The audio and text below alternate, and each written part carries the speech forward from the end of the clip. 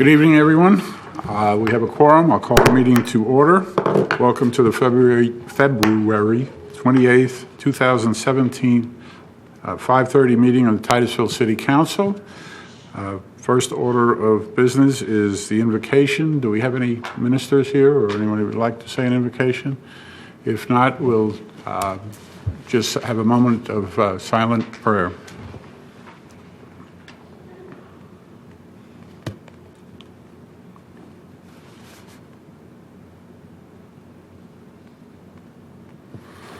Please join me in the pledge. I pledge allegiance to the flag of the United States of America and to the republic for which it stands, one nation, under God, indivisible, with liberty and justice for all.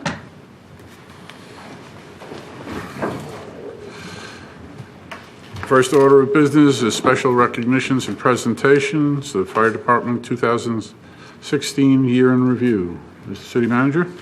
Yes, sir. As you recall, last year, each director level will present during the presentation meetings a departmental review of the year in the rears of this week for 2016.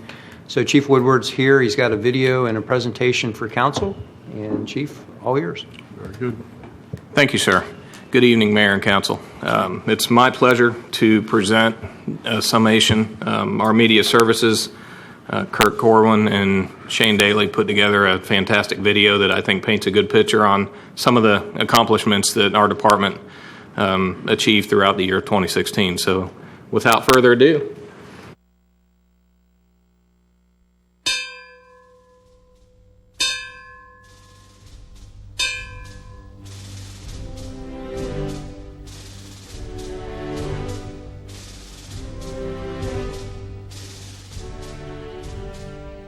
The Titusville Fire and Emergency Services Department is a dynamic and ever-changing organization which prides itself on the services we provide to our community.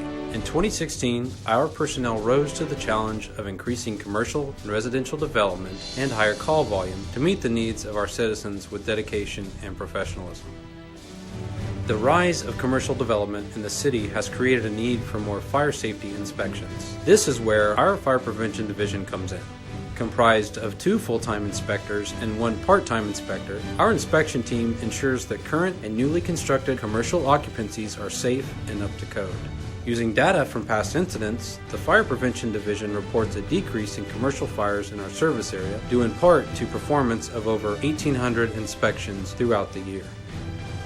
Many operational upgrades were initiated and completed in 2016, including a radio replacement program to upgrade to P25 compatible mobile and portable radio equipment in order to maintain communication interoperability. New dispatching speaker systems were installed in all 4 stations to ensure calls were clearly communicated to our personnel. 3 new thermal imaging cameras were purchased to enhance our rescue and firefighting capabilities. We purchased a Bullets digital fire training simulator, issued F4 Sterling escape kits to all combat certified personnel, reinstituted our battalion chief of training. We purchased new structural firefighting gear to include an integrated escape belt for firefighter safety. We continue to upgrade our fleet with the purchase of an emergency response staff vehicle anticipated to be delivered in the spring of 2017. In addition, we also purchased a Pierce Enforcer fire engine with expected delivery in the fall of 2017. Our personnel continuously participate in fire and EMS-based training to maintain maximum safety while providing the highest level of service to the community. With the reinstatement of the Battalion Chief of Training position, we can now give both fire and EMS disciplines the attention they deserve. April of 2016 saw the historic grand opening of our state-of-the-art fire training facility located behind Station 13. This multi-story training tower is the first ever building engineered for live fire training in Titusville, and it affords our personnel the ability to train on topics as simple as ropes and knots, or as complex as active firefighting and survival. Since its opening, we have been putting the training facility to great use, and the first training we held focused on firefighter safety and survival. With the safety of our personnel being of the utmost importance, we recently purchased new firefighting gear equipped with an escape belt and an integrated pocket for the F4 Sterling escape kit. This new addition allows our personnel the opportunity to perform a bailout from an upper floor should they have to exit a building quickly due to an emergency. In 2016, we also hosted a live fire training instructor class that included personnel from 4 different agencies. We now have 11 state-certified live fire training instructors, affording us the ability to conduct live fire training at our facility without the need for outside instructors or agencies. The fire training facility has made us capable of conducting repetitive live fire training, exposing our crews to the real-life fire conditions while maintaining compliance with the state and NFPA 1403 guidelines. This type of training is invaluable and saves lives. Keeping in line with the training division's focus, back to the basics, our personnel are training monthly at the tower, working on basic tasks to the point they become instinctual. Enhancing our performance of the basics will lead to smoother and timelier operations on emergency scenes. The addition of the Bullux Digital Fire Training Simulator further enhances the capabilities we have to provide simulated fire training without having to devote the time and additional instructors. We can utilize this prop anywhere in the training tower, acquired structure, or outside for public demonstrations. The simulator also has ability to be utilized for public education, even allowing kids to put out a fire. The EMS division of Titusville Fire and Emergency Services is responsible for providing quick and professional medical assistance to the citizens and visitors of Titusville. Operationally, this encompasses medical training for personnel, quality assurance and quality improvement, state and federal compliance, internal and external fire department relations, and public education. Personnel are expected to maintain proficiency and certification in EMS through continuing education, both in the classroom and clinical setting. The objective in maintaining this standard is to ensure Titusville Fire is on the forefront of providing emergency medical care. The approximately 6,600 medical calls that Titusville Fire ran in 2016 accounted for almost 70% of the department's responses, highlighting the importance of the EMS division. Public education and outreach continues to be a primary function of our department. In 2016, we reached over 19,000 of our citizens and visitors at over 180 public events. Social media continues to be a major tool in our efforts to have contact with citizens through the 3 most popular platforms. Over the course of the year, we have seen an increase in traffic to all 3, with Facebook receiving 2,509 followers and 2,533 post likes, our Twitter achieving 489 followers, and Instagram reaching 316 followers. Prevention through education is a vital mission of the Titusville Fire and Emergency Services Department and is a service we are proud to provide to persons of all ages. We continue to reach the public through our car seat program, smoke detector installation, slip and falls program, along with many fire safety presentations and programs. Our public outreach efforts last year included collaborating with a group of local elementary school students to produce a Halloween safety video as part of their community service requirement. This video featured Batman and Superman of the YouTube channel Superhero Kids, bringing a group of trick-or-treaters to meet local firefighter heroes to learn valuable holiday safety tips. Our department continues to give back through the year with our continued involvement with the Parish Foundation and their Women's Cancer Care Program. In 2016, our St. Baldrick's team was awarded the 2016 Top Per Capita Collection Team as we raised our highest amount to date of over $10,200 to help fund childhood cancer research. We continue to support the goals of North Brevard Charities through summer and winter food drives and their Christmas toy drive. Giving back to the community we serve is an honor and a privilege. One of the challenges our department, city, and state faced this past year was the effects of Hurricane Matthew. The city's Emergency Operations Center was under full activation for the first time since Tropical Storm Faye in August of 2008. Under the direction of the City Emergency Manager, Chief Woodward, the EOC coordinated responses to fires, gas leaks, loss of power, and numerous other issues that kept EOC staff and city personnel busy over the course of several days. This was completed while maintaining contact with local and state officials through the Brevard County Emergency Operations Center. Training, preparation, and experience is allowed for a well-coordinated response to the needs of our citizens during this event. We continue the upward trend statistically as it relates to total calls. In 2016, we had 9,542 calls for service, of which 6,738 were medical related, 203 were fires, and 2,601 were miscellaneous, including lift assist, emergency water shutoffs, animal rescues, and public assists, to name a few. We continue to maintain a sub-5-minute emergency response time, averaging 4 minutes and 33 seconds. Our department now has an executed auto aid agreement with Brevard County Fire Rescue, which allows for our agencies to assist each other in predetermined areas, allowing for a more timely response. We are continuing to evaluate the benefits and operational impact to ensure the needs of our citizens are met. Unlike in 2015, there were no recorded fire fatalities in our city in 2016, with property loss due to fire totaling over $1.2 million. Conversely, over $33 million in property was saved. This is a clear representation of our commitment to excellence in the service to the citizens and visitors of our city. As we enter a new year, we continue to strive to provide the best in emergency services to our community. It's through the hard work and dedication of our personnel that we are able to accomplish this. We will continue to enhance our services, provide public outreach and education, perform necessary life safety inspections, train and stay abreast of new innovations and strategies in fire and EMS services. It is the goal of the Titusville Fire and Emergency Services Department to be the best at providing fire and emergency services to the citizens and visitors of Titusville and North Brevard. More importantly, we will be there to answer the call 24/7, 365 without fail.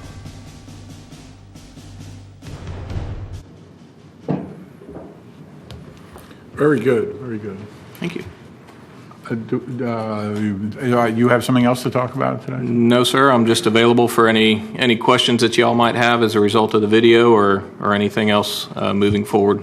Like I said, that was just kind of a summation. That's not 100% of everything that we've accomplished throughout the year. We just try and highlight all of our significance. And in addition to that, some of the things that we have going on now, we're in the process. We've applied for a federal grant for increasing our staffing level, number of firefighters.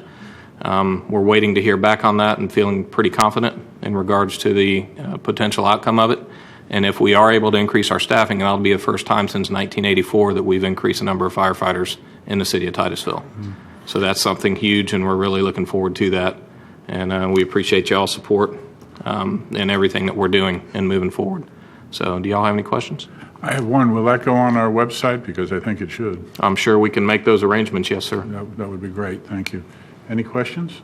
I just wanted to say, the day I rode with your guys, I was very impressed. Thank you. And if I have a medical emergency, I hope you guys show up.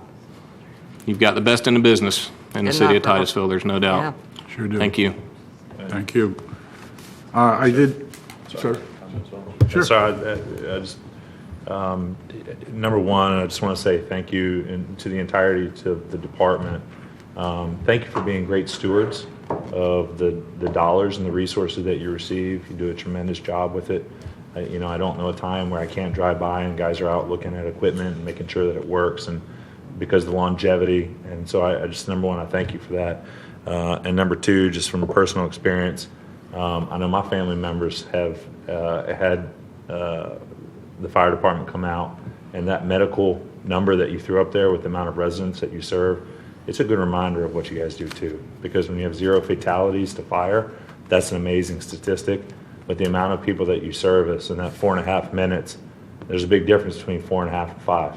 Yes, and sir. there is. So when you're flopping on the floor, thank you all for being prepared for those times. Thank you. Our pleasure. Thank you. Okay. City Clerk, would you read the rules on speaking to council on agenda items? Can I get one? I think we just need to do Oh, that I'm at sorry. You were in there 6:30. too. And I just want to echo everything they said, and I won't be lengthy. I was able to ride with the fire department as well, and I was very excited. And what a great group of young people. And I can tell you the difficulty of being a fire person in that when I was just trying to put the suit on, it wasn't going very well. So I know how hard that is. It took like 3 of them to get it on. So here we go. That being said, and I'm not looking to get into great detail here, but as we move closer to some of these sort of meetings, what would you say outside? I saw you got a fire engine on the way, and you've got a vehicle on the way, and you talked about some staffing. Is there anything else, or would you like to add to that as far as top needs for your department? Right now, my number one priority is basically personnel, boots on the streets, and making sure that they have the equipment that they need to do their job. That's our biggest focus right now moving forward. In addition to that, long-term, or more of a longer term, is planning out for a 5th fire station location with the increased development, especially in the south end.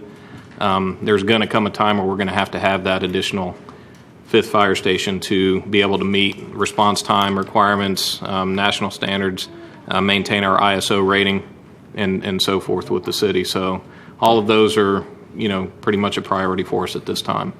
All right, thank you very much. Anyone else like to say anything? Did I miss anybody? Okay. I have one last thing before we conclude tonight. As you've seen, our St. Baldrick's, we've been partnering with St. Baldrick's Foundation to raise money for childhood cancer for the past 6 years. This is year number 7 for us, and our Shave Day is coming up March 18th in Viera. So I'd like to encourage each one of y'all to come out. We got a team of 9 firefighters that have committed to shaving their heads to raise money for it. And in addition to that, for the first year, our brothers in blue, the police department, have also put together a team to help raise money with us for the same cause. So it's definitely growing, and it's a very fun time. So I encourage y'all to come out. Thank you, Chief. Thanks. Okay. City Clerk, would you read the rules in case anybody from the audience would like to speak on agenda items? I think we just read them at 6:30 meeting. Okay. But we did that last time. But the City Manager, Homestead Exemption Audit. Yes, sir.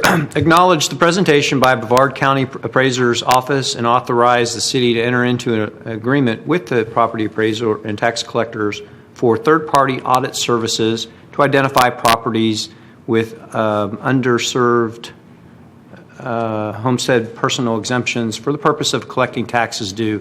And we have our property appraiser here to give us a presentation on what this is all about. Good evening.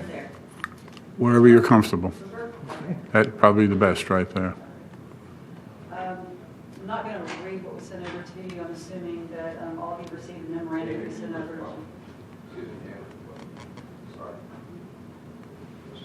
Oh, okay.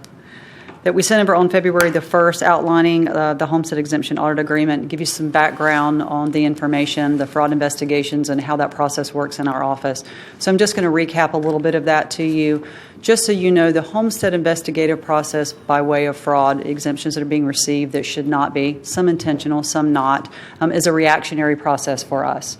So most of those cases develop through returned mail. I would tell you the bulk of them, with a few that come in from complaints from constituents. So we are reactionary to that process. I will tell you, for every 2 cases that we close, we open 3. So that tells you the amount of fraud that there is throughout our county. Now, we're not doing any better, any worse job in terms of how many cases we are. We find this happening all over the state. As you know, the property tax equation changed greatly with a couple of amendments to the Constitution. So our exemption now means much more than just basically $500. It's exponential because of the Save Our Homes, the differential, the cap. So we are attempting to go through a homestead investigative audit of our entire tax roll. That's something that we do not have the resources to do, and we are asking for you to enter into an agreement so we can go through this process with a third party. We gave you some information about TMA. That's the vendor that does this. And just to let you know, if you have questions on why did we choose them, we did put out an RFP last year, and TMA was the only response that we received. We did pull that for a myriad of reasons. There were some legal questions on the process itself, and also that we only had one company that responded to that. But we found that that was the case for RFPs all over the state, that TMA was basically the only company with those type of resources that were bidding for that type of work. So that's how we came to the conclusion of TMA. And we're piggybacking basically Duval County's contract. So we did give you some historical information in terms of what kind of money we're talking about. This is no upfront cost to you. This is on a contingency fee basis. Basically, taxing authorities receive 70% of those proceeds from the liens and money being returned to the roll. TMA would receive 28%, and the tax collector would receive 2%. Property appraiser getting whopping 0. So this isn't a revenue-generating process for us. This is an integrity in a tax roll, integrity and equity process for us. This is also something that we probably would repeat about every 5 years. We're seeing with results with other counties that seems to be an acceptable time range of repeating the process as we move forward. We will never have the resources in-house to do the type of data mining that these companies have access to, LexisNexis, those types of databases. So this is likely what you will continue to see in the future by way of mass homestead audits for tax rolls. So we're basically here just to answer any questions that you may have about the process. Like I say, most of it was outlined in the agreement. Any questions from council?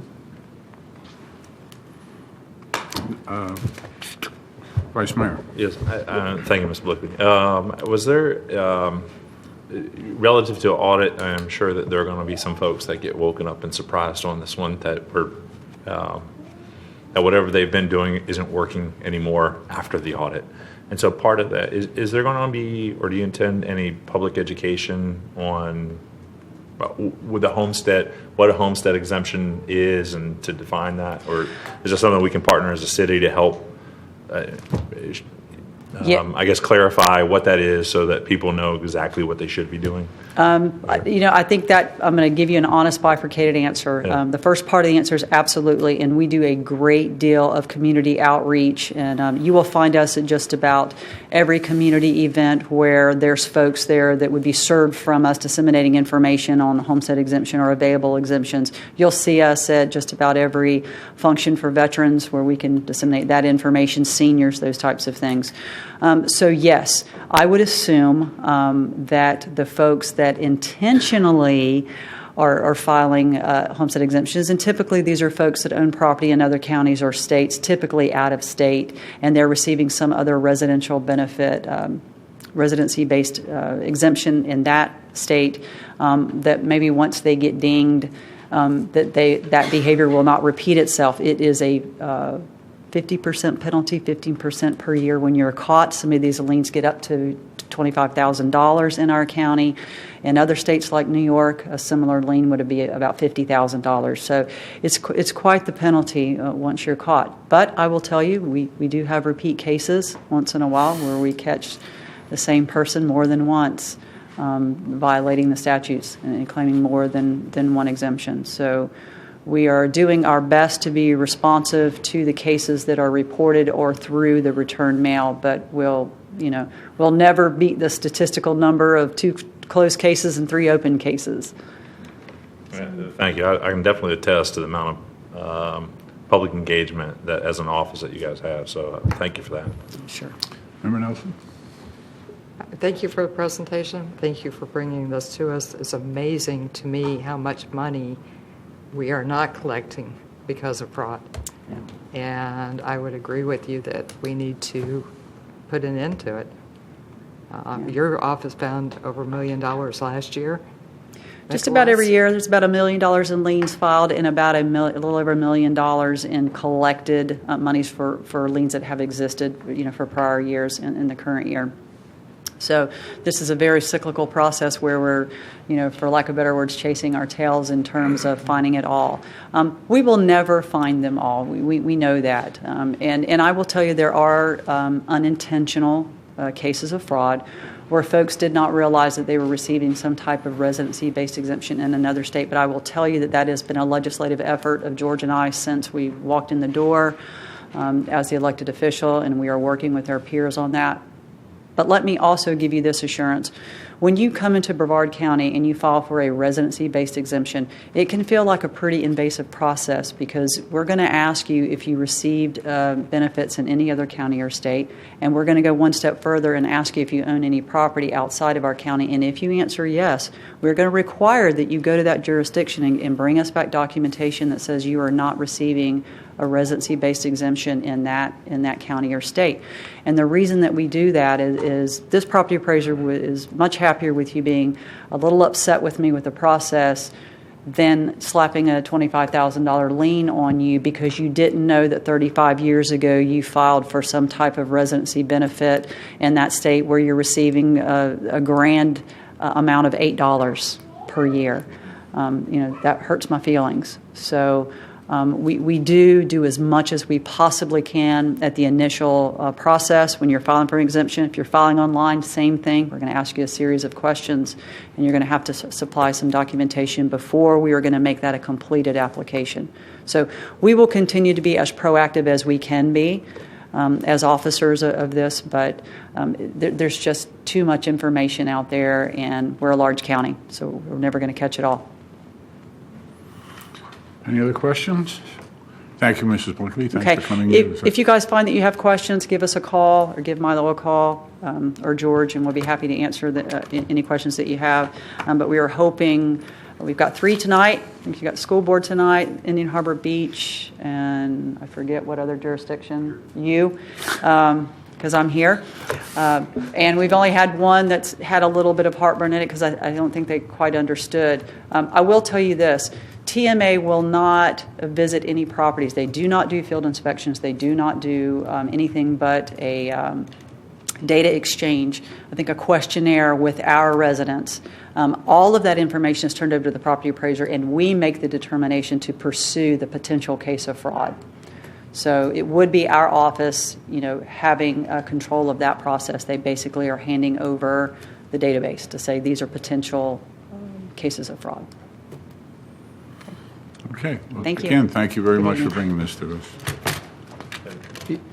Yeah, I do, sir. If I could have council acknowledge the presentation and authorize the city to enter into an agreement with the appraisal office. So moved? Do I have a second? Second. Motion and a second.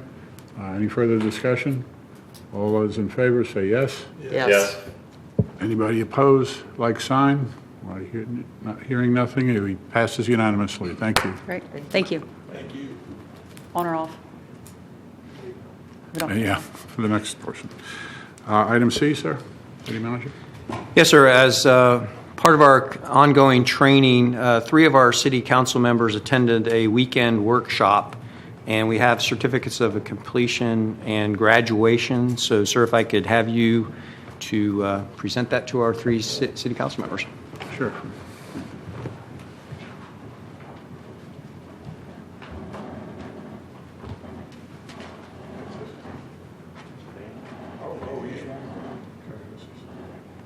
Member Diesel, sir, stand up, sir. Thank you very much. I hate when you stand up, you're taller than me.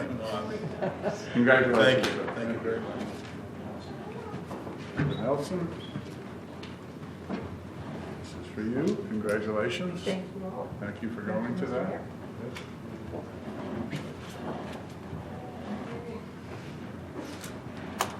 Member Stokel. Congratulations. Thank you for going to that.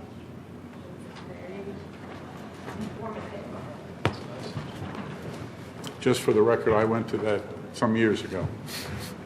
We won't say how long.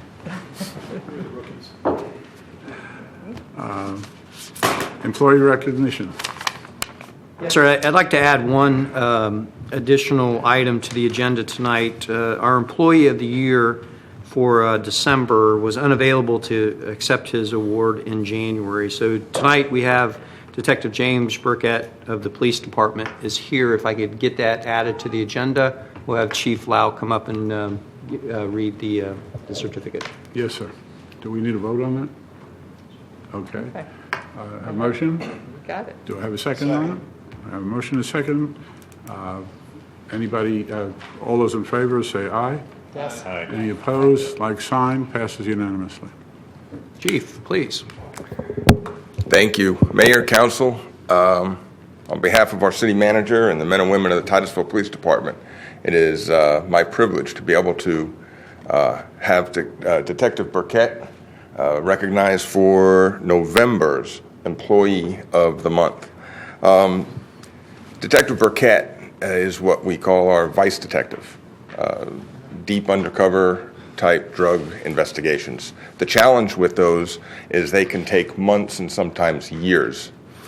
Over the past, from 2015 to 2016, we have seen a rise in overdose deaths. Specifically in our city, more than 50% of an increase. And if you've watched the news, this is going on all over the East Coast. So Detective Burkett took this very personal and started really looking close at some of the drug arrests. And through his phenomenal investigative skills and interview techniques, he was able to develop probable cause, which led to multiple search warrants where thousands of dollars of heroin, 5 firearms, and stockpiles of ammunition and a large sum of cash were seized. More importantly, we are now working with the state attorney's office to maybe hold somebody accountable for some of the deaths and maybe get some closure for some families that have lost loved ones. In addition to that, that wasn't quite enough. He also had worked a case where search warrants were served and several pounds of marijuana were seized, along with $50,000 in cash. And just as a point, when we seize cash that was used criminally, there's a court proceeding that we go through. It's called forfeiture dollars.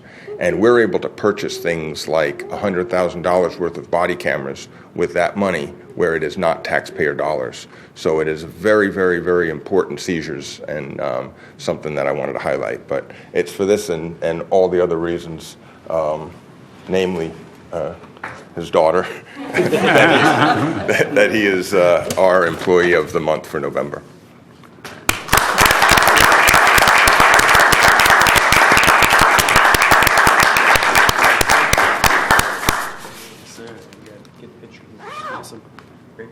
We've got to turn around. What do you think?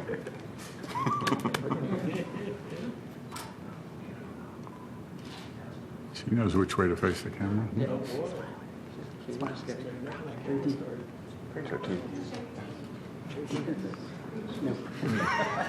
Thank you very much.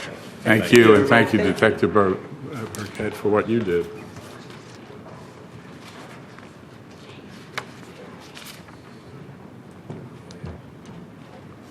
Okay, do we have any petitions or requests from? Sir, I got letters of appreciation that I'd like to read as well. But before I do that, I'd like to also recognize all of the team members of Titusville Police Department that came to recognize Detective Burkett. It's awesome, and thanks for everything that you guys do every day to keep us safe.